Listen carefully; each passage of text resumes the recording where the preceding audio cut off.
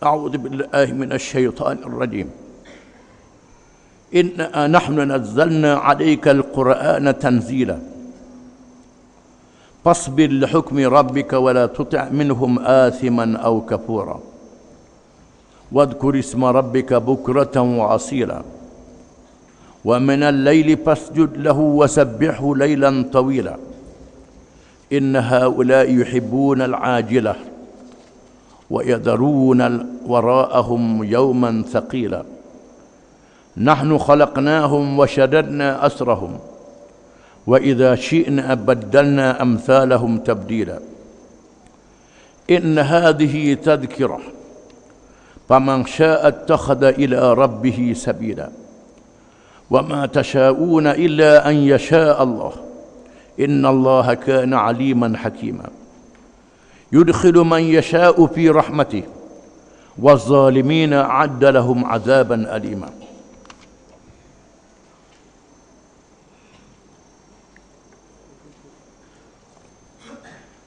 Surat 23. Sesungguhnya kami telah menurunkan Al-Quran kepadamu, wahai Muhammad sallallahu alaihi wasallam, dengan berangsur-angsur. Oleh itu hendaklah engkau bersabar menerima hukum Tuhanmu, yakni memberi tempoh kepada golongan yang menentangmu, dan janganlah engkau menurut kehendak orang yang berdosa di antara mereka ataupun orang yang kufur engkar.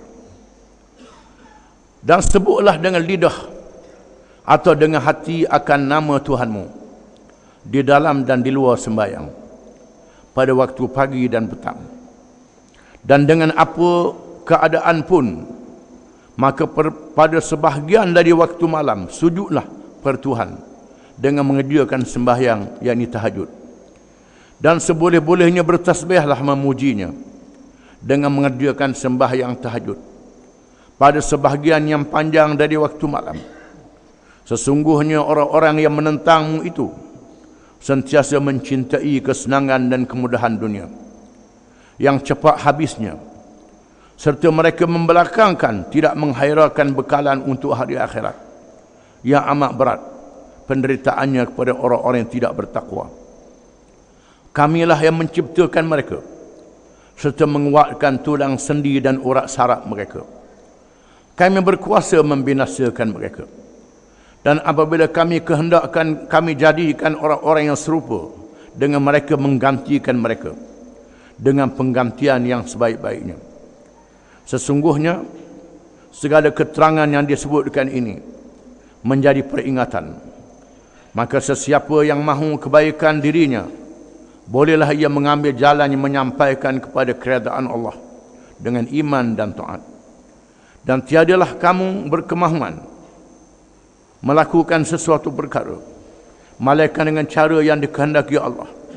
Sesungguhnya Allah adalah amat mengetahui lagi amat bijaksana, mengaturkan sebarang yang dikehendakinya dan memasukkan sesiapa yang dikehendakinya menurut aturan yang ditetapkan ke dalam rahmatnya dengan ditempatkannya di dalam syurga. Dan orang-orang yang zalim, ia menyediakan untuk mereka azab seksa yang tidak terperi sakitnya.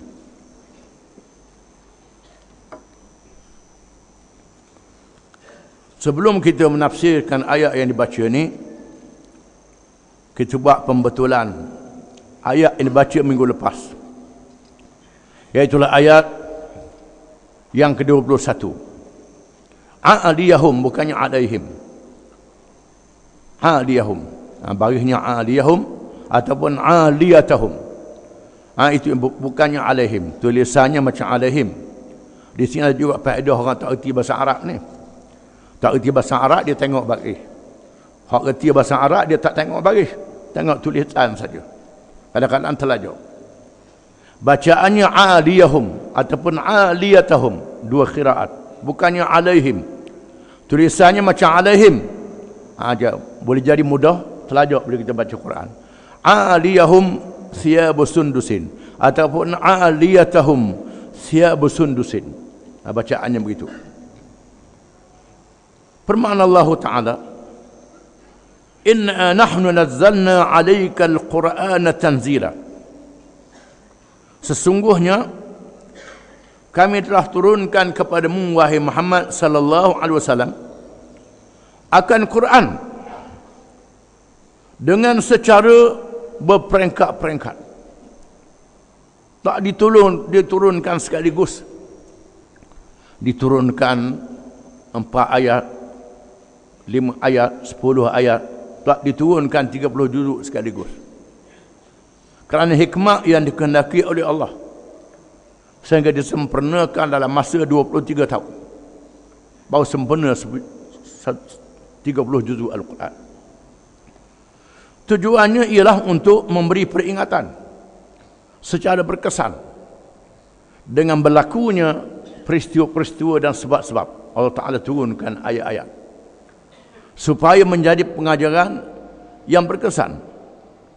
Di dalamnya peringatan, janji yang benar, janji nikmat kemenangan dunia dan syurga di hari akhirat, dan amaran bala di dunia dan neraka di hari akhirat. Di dalam Quran juga terdapat perkara yang menggalakkan fadilat, pahala, kelebihan yang dijanjikan oleh Allah, dan amaran seksa dalam neraka. Di dalamnya adalah perkara yang benar, hukum-hukum yang adil, hukum yang baik, yang menyelesaikan akidah yang benar, kepercayaan pada Allah yang Maha Esa, tak ada Tuhan yang lain, cara beribadat, cara melaksanakan hukum yang berkait dengan kehidupan diri sendiri, rumah tangga, masyarakat berjalan, negara, politik, ekonomi, dalam negara dan antarabangsa, antara angkasa lepas. Semuanya ada dalam Quran, dan itu adalah benar. Dan segala janjinya adalah benar.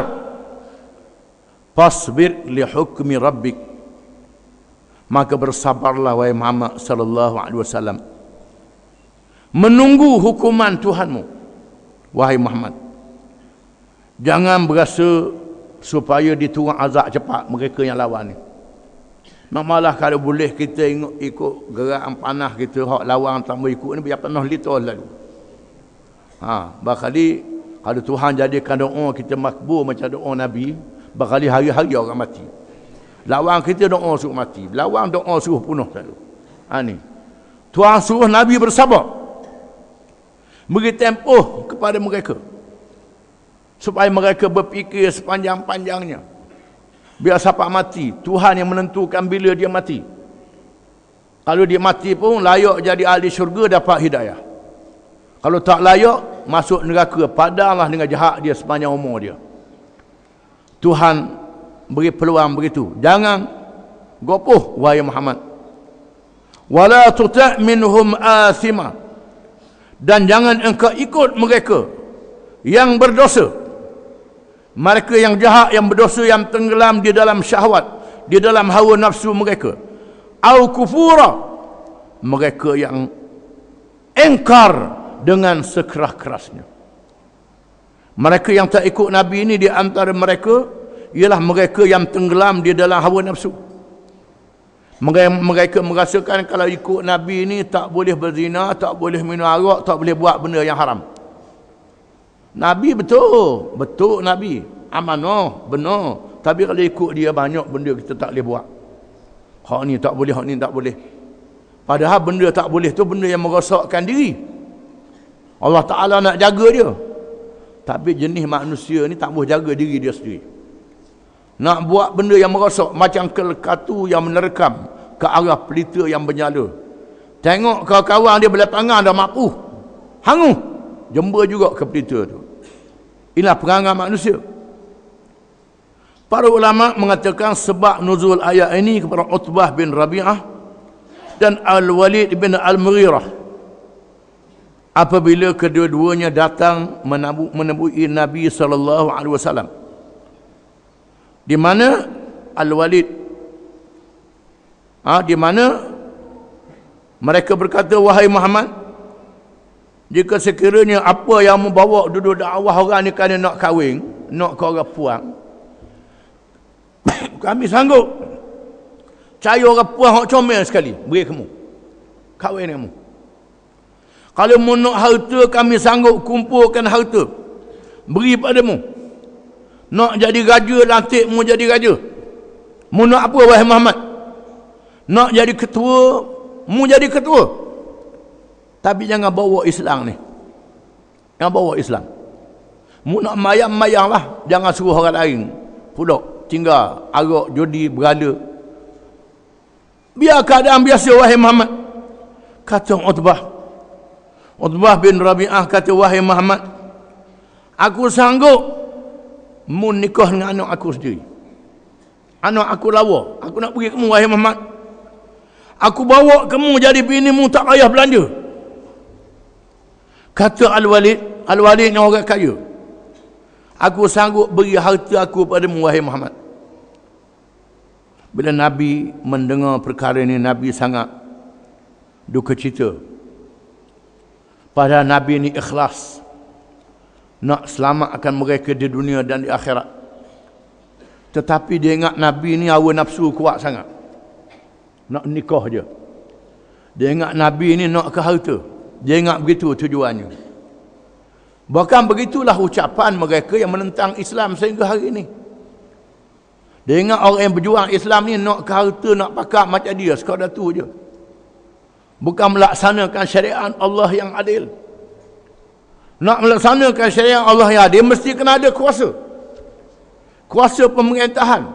Tujuannya melaksanakan syariat. Bukan kuasa itu saja. Dia ingat orang yang berjuang Islam ni macam dia juga. Nak ke benda, nak ikut hawa nafsu. Itu cara mereka. Allah Ta'ala suruh Nabi sabar wahai Muhammad. Sabar menghadapi karenah mereka. Wadhkur isma rabbika bukratan wa asila. Dan sebutlah Tuhanmu wahai Muhammad. Sebut nama Tuhanmu. Sama ada ketika semayang ataupun ketika tak semayang. Sebut banyak-banyak di waktu pagi dan di waktu petang. Waktu pagi, waktu petang, sebut nama Tuhan banyak-banyak. Berzikir. Berzikir, bertasbih, berdoa kepadanya wahai Muhammad.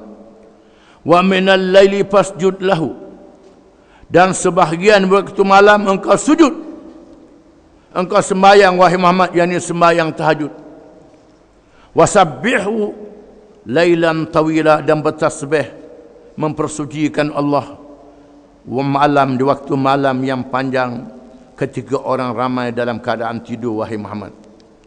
Disebut dalam ayat yang lain, wa minal laili fatahajjat bihi nafilatan laka asa an yab'athaka rabbuka maqaman mahmuda. Dan di waktu malam wahai Muhammad, engkau bertahajud dalam keadaan sunat kepadamu. Walaupun sunat bagi Nabi macam wajib. Nabi bertahajud, mudah-mudahan Allah Ta'ala letak kamu di tempat yang terpuji wahai Muhammad. Berkata Asy-Syatibi, kalau kita buat ibadat di waktu orang tidur, dalam menghadapi cabaran, kita akan fikir tentang kebesaran Allah Ta'ala. Kita akan rasa semua presiden, semua raja-raja, semua pemimpin yang tak mau ikut Allah Ta'ala ni debu yang halus di bawah kekuasaan Allah Ta'ala. Debu yang halus. Allah Ta'ala boleh cabut bila-bila masa je. Lebih halus pada debu lagi. Lebih hina kalau mereka lawan Allah Ta'ala. Lebih hina daripada debu yang duduk bawah tapak kasut. Mereka hina sehina-hinanya. Sabar. Bila kita bertahajud di waktu malam, ingat nikmat dia nak beri kita. Dia janji nak beri pakak, nak beri pitih, nak beri apa. Banding nikmat dalam syurga. Nak bayar satu jokong emas istana dalam syurga tak agak dengan pitih yang mereka ada ni. Nak beri ke kita, tak ada. Nikmat Allah Ta'ala tidak terhingga. Kalau sekiranya kita diugut pula dengan J. Dengan penjara. Mana teruk dengan neraka kalau kita lawan Allah Ta'ala. Neraka tak terperi sakitnya. J ni barang je. Sikit je. Di sinilah Nabi-Nabi dan ulama-ulama yang mengikut Nabi tak takut bersiapa dalam menegakkan agama Allah. Bila mereka bertahajud, mereka beribadat, membina kekuatan dalam diri mereka. Inilah hikmat Allah Ta'ala suruh Nabi bertahajud di waktu malam, menghampirkan diri kepada Allah. Dan Allah Ta'ala dedahkan sifat mereka, inna haula'i yuhibbuna al-ajilah wa yadharuna wara'ahum yawman thaqila. Sesungguhnya mereka itu, mereka yang lawan Islam di kalangan musyrikin dan orang-orang yang seperti musyrikin, mereka ini kasih kepada perkara yang segera, perkara yang segera, perkara yang ada di atas dunia. Nak tengok selalu, nak lapar selalu, nak nampak selalu benda yang nampak stokor, nampak piti stokor, nampak piti seguning, nampak piti 100 beg, muat lori piti banyak, nampak selalu di atas dunia, nampak nikmat-nikmat di atas dunia. Mereka nak perkara yang segera. Wa yadharuna wara'ahum yawman thaqila, dan mereka meninggalkan, tak peduli terhadap adanya di belakang mereka hari-hari yang sangat berat, iaitu hari kiamat. Hari kiamat nak bayar dengan semua harta yang ada di atas dunia. Kalau beri kepada mereka semua bank, semua emas perak yang di atas dunia ni, beri kepada mereka, nak tebuh daripada balasan Allah, Tuhan tak terima hari kiamat kelak. Hari yang sangat berat. Malaikat mereka yang beriman dan mengerjakan amal yang saleh. Nahnu khalaqnahum wa shaddadna asrahum. Kamilah yang telah menciptakan mereka. Kami telah jadikan mereka sebagai seorang manusia, dilahirkan ke dunia kanak-kanak, jadi orang muda. Wa shaddadna asrahum, dan kami kuatkan sendi-sendi orang saraf mereka, sehingga mereka jadi kuat. Mereka sedar siapa yang jadikan mereka. Allah yang jadikan mereka, yang jadikan diri mereka, jadikan orak saraf mereka, jadikan sendi mereka, jadikan jantung dan orak-orak jantung mereka, semua Tuhan buat belaka. Kalau Tuhan tarik seorak je, gelepar. Tuhan tarik seorak je, gelepar. Mereka tak sedar tiap-tiap satu orak ni adalah pemberian daripada Allah. Orak dan sendi-sendi mereka, mereka tak sedar. Wa idza syi'na baddalna amsalahum tabdila, dan apabila kami kehendaki, kami gantikan mereka dengan orang-orang yang lain yang lebih taat dan lebih kuat beribadat kepada Allah Ta'ala. Di sinilah apabila datangnya malaikat bertemu dengan Nabi SAW, wahai Muhammad, malaikat yang jaga bukit, izinkan kami angkatkan bukit. Malaikat boleh angkat bukit, negeri pun boleh angkat. Tuhan beri kekuatan pada mereka. Kami angkatkan bukit dan hempaskan di atas penduduk Mekah tu. Nabi kata jangan. Tak apalah, kalau mereka tak beriman, boleh jadi anak mereka, cucu mereka, cicit mereka, zuriat mereka yang akan datang. Ataupun Tuhan ganti puak yang lain daripada mereka. Itu hak Allah Ta'ala, nak binasakan mereka bila-bila masa. Tuhan turunkan ayat ini untuk memberi semangat kepada Nabi SAW. Bahkan disebut dalam ayat yang lain, surah yang lain, wa in tatawallaw yastabdil qauman ghairakum thumma la yakunu amsalakum. Jika sekiranya mereka berpaling, kami tukar kaum yang lain, tidak seperti mereka. Abu Jahal yang lawan Nabi, anak dia Ikrimah bin Abu Jahal masuk Islam. Ikrimah bin Abu Jahal masuk Islam, jadi sahabat Nabi, mati syahid dalam peperangan dengan Rom. Ayah kafir, anaknya Islam. Tuhan tukar. Kadang-kadang Tuhan hapuskan satu umat, ganti umat yang lain. Bila orang Arab yang sudah berasa dia ni Arab sangat, dia ni sebangsa dengan Nabi, sebahasa dengan Nabi, bahasa Al-Quran, tapi tak erti bahasa, tak ikut Quran, lawan Nabi, Tuhan tukar orang lain pula yang mempertahankan Islam. Di antaranya dalam masalah ilmu sebagai contoh, bila berlakunya hadis palsu, macam-macam hadis, Tuhan lahirkan ulama-ulama hadis. Imam Bukhari, Imam Muslim, Ibnu Majah, At-Tirmizi, ini bukan orang Arab, orang Asia Tengah dekat Rusia tu. Orang Rusia, dekat Rusia. Bukhari bukan orang Arab, orang Bukhara, orang belah Asia Tengah, yang Tuhan jadikan mereka memelihara ilmu hadis. Sangat hebat. Imam Ghazali bukan orang Arab, Imam Ghazali orang Iran, orang Parsi. Imam Ghazali orang Tus ialah satu daerah di Iran. Asy-Syirazi orang Iran. Ibnu Hazmin orang Spanyol, Andalus. Tuhan lahirkan ulama, Tuhan lahirkan pemimpin. Salahuddin Al-Ayyubi yang berjaya membebaskan Mesir, membebaskan Baitul Maqdis daripada tentera salib. Itu orang Kurdis.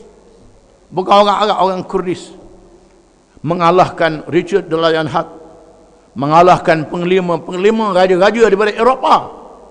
Sampai hari ini orang putih tak beri negara pada orang Kurdis. Bangsa Kurdis ni bangsa yang tak ada negeri, sebahagian duduk di Turki, sebahagian duduk di Iran, duduk di Iraq, duduk di Syria, duduk di Rusia, di Armenia, orang Kurdis. Tak ada negara. Sebabnya penjajah tak beri negara pada mereka. Kerana bangsa mereka lah yang memimpin tentera Islam membebaskan Baitul Maqdis. Tuhan gantikan kaum yang lain. Setelah hilangnya Kurdis, Tuhan jadikan orang Turki, bukan orang Arab. Tuhan tukar kaum lain. Badalna amsalahum tabdila. Kami tukarkan seumpama mereka kaum yang lain. Inna hadhihi tadhkirah. Sesungguhnya ini, iaitulah ayat-ayat Quran ini adalah peringatan. Peringatan daripada Allah. Faman syaa attakhadha ila rabbih sabila. Maka sesiapa yang berkehendak mengambil manfaat, mengambil faedah daripada petunjuk Al-Quran ini, maka dia boleh mengambil jalan Tuhannya, jalan Tuhan, jalan Allah, iaitulah as-siratal mustaqim, yang kita minta ihdinas siratal mustaqim. Jalan Nabi-Nabi, jalan sahabat Nabi, jalan ulama-ulama yang mengikut ajaran Nabi. Kalau nak tahu jalan Allah Ta'ala, jalan yang satu saja, tak ada jalan yang lain. Wa ma tasyauna illa an yasha Allah. Dan apa yang kamu kehendaki tidak berlaku melainkan dengan kehendak Allah. Innallaha kana aliman hakima. Sesungguhnya Allah itu maha mengetahui lagi maha bijaksana. Semua perkara yang berlaku adalah dengan kehendak Allah, tak dinafikan. Dengan kehendak Allah. Kehendak Allah ni dua. Kehendak mengikut peraturan tabi'i. Kehendak mengikut peraturan akal yang Tuhan beri pada manusia, mengikut pilihan. Yang kita jawab pasal apa harga minyak naik, kehendak Allah Ta'ala. Kehendak Allah Ta'ala, kena ke Allah Ta'ala je. Masa apa jenayah banyak, kehendak Allah Ta'ala. Betul, kehendak Allah Ta'ala. Tapi mu dulu pilih benda jahat. Macam iblis. Berlakunya iblis kafir dengan kehendak Allah Ta'ala. Betul, iblis jadi kafir kehendak Allah Ta'ala.